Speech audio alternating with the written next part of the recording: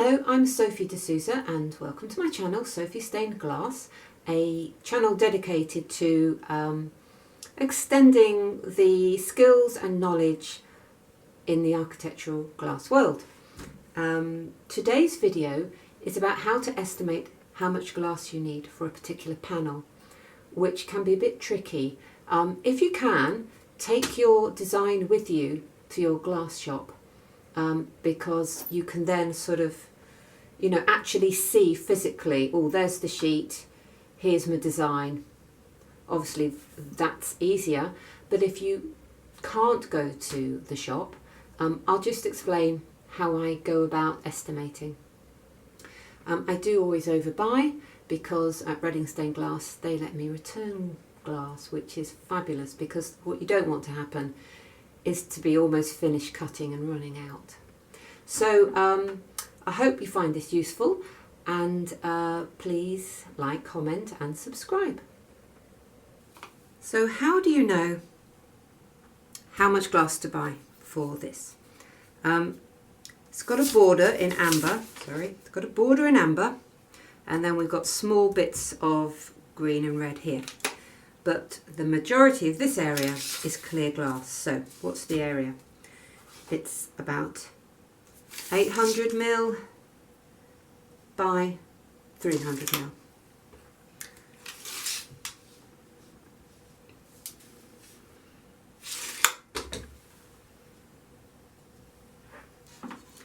This is a half sheet and it measures 600 by just over, about 470. So square area wise, let's see, can you see? Let me move this back a bit. You can work out a square area if that helps you. So that's covering that section. And I've got this whole strip here, which will do for there. Will it be the right shape to get all these cuts out of it? It might or it might not. And the other thing is, you might break a piece. So although I would say this piece is big enough, I would buy a bit more as well. So what I did, I have two windows like this. So I bought 3 sheets, because then I know if I break it, because actually if you don't buy an extra sheet, you definitely will break it. I bought 3 sheets to do both windows. I cut my first one just now, and I had this amount remaining. So I comfortably had enough, but I didn't really have too much at all, because if anything had gone wrong, I might have been a bit stuck. So that's how I go about estimating. I rang the shop. I said, okay, the size of my panel is this much. How big are the sheets?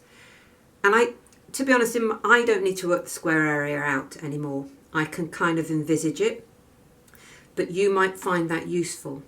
But the only downside of working on a square area basis is it doesn't take account of the fact that although some of your pieces may not take up a large square area, because of their shape, they may take up a lot of the sheet.